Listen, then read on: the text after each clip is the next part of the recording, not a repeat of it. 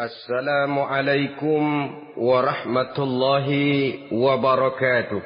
Waalaikumsalam warahmatullahi wabarakatuh. Bismillahirrahmanirrahim. Alhamdulillahi rabbil alamin. Wassalatu wassalamu ala ashrafil anbiya'i wal mursalin. وعلى آله وأصحابه المجاهدين الطاهرين أما بعد. Saudara-saudara kaum muslimin rahimakumullah. Pada dasarnya agama adalah aturan. Orang yang beragama adalah orang yang hidup memakai aturan. Berbeda dengan undang-undang hukum pada umumnya. Maka aturan agama ini tidak hanya berisi perintah dan larangan. Ia di samping berisi perintah juga berisi anjuran, pembolehan, pencelaan, dan larangan. Dalam bahasa yang lebih dikenal, perintah adalah sesuatu yang apabila dilaksanakan beroleh pahala, sedang apabila ditinggalkan mendapat sanksi dosa. Amalan semacam ini dinamakan amalan yang wajib. Sedangkan anjuran, sesuatu yang apabila kita kerjakan beroleh pahala, apabila kita tinggalkan tidak beroleh dosa. Amalan semacam ini dikenal dengan amalan sunnah. Pembolehan adalah sesuatu yang boleh saja, artinya boleh dikerjakan, boleh pula ditinggalkan. Dan amalan semacam ini kita sebut dengan amalan mubah. Pencelaan adalah sesuatu yang berpahala jika ditinggalkan, tapi tidak berdosa manakala dikerjakan. Dan ini dinamakan perbuatan yang makruh. Sedangkan larangan, sesuatu yang apabila dikerjakan beroleh dosa, apabila ditinggalkan beroleh pahala. Dan amalan semacam ini lazimnya dinamakan amalan atau perbuatan yang haram.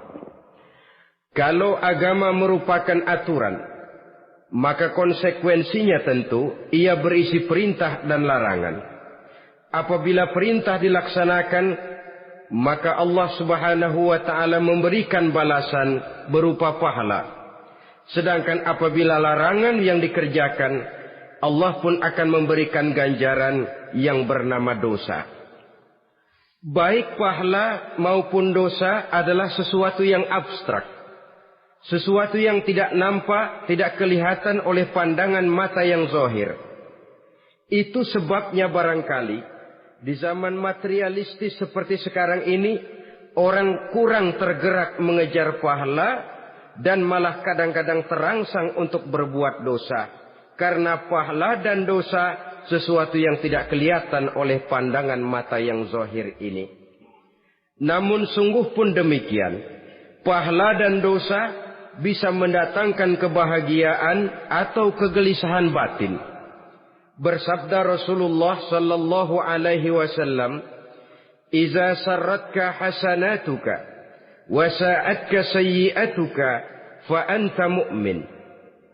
Apabila perbuatanmu yang baik menyebabkan engkau bahagia, apabila perbuatanmu yang baik menyebabkan engkau gembira, dan perbuatanmu yang jahat menyebabkan engkau jadi susah, itulah tanda bahwa di hatimu masih ada iman. Artinya, belum tentu orang yang berbuat baik merasa bahagia dengan kebaikan yang dikerjakannya. Dan tidak selamanya orang yang berbuat jahat sanggup menyesali perbuatan jahatnya. Oleh karenanya, apabila iman masih ada, apabila hati masih hidup, perbuatan yang baik menyebabkan orang gembira, perbuatan yang jahat menyebabkan orang susah dan gelisah hatinya.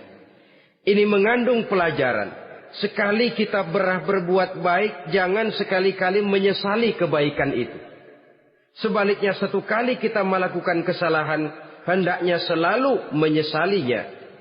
Kadang-kadang dalam kehidupan, karena orang tempat kita berbuat baik itu rupanya membalas air susu dengan air tuba, kita lalu menyesali kebaikan. Lahirlah kata-kata, nyesal saya nolong dia. Ibarat pepatah katanya, nolong anjing kejepit. Waktu kejepit setengah mati kita tolongin. Begitu selesai dia dari kejepitnya, malah kita digigitnya. Saudara hadirin yang saya muliakan, dalam kehidupan sehari-hari barangkali ini kena filsafat yang disebut dorong mobil mogok. Ketika mobil mogok setengah mati kita dorong, begitu mesin hidup ditinggalkannya kita di belakang. Sesungguhnya perbuatan kita yang baik tidak harus disesali. Karena disesali atau tidak, toh perbuatan itu sudah kita lakukan.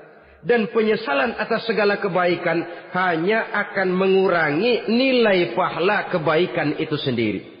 Berbahagialah apabila berbuat baik. Walaupun orang yang kita melakukan kebaikan membalasnya dengan kejahatan. Menyesalah apabila berbuat kesalahan, apabila melakukan dosa. Karena itu pertanda nilai iman yang masih hidup dalam jiwa kita. Saudara-saudara kaum muslimin yang berbahagia.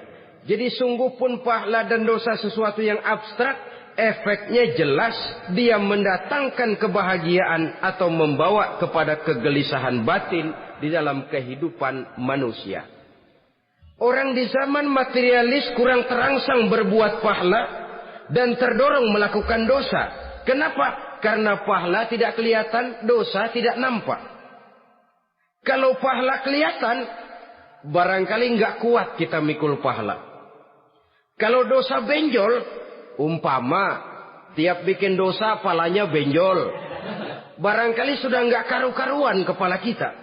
Baik pahala, baik dosa, sesuatu yang tidak nampak oleh pandangan mata zahir, tapi yang punya efek dalam kehidupan ini. Orang yang banyak pahalanya dengan orang yang banyak dosanya, kalau dia berjalan barangkali sulit kita membedakan. Tapi efeknya dalam kehidupan ini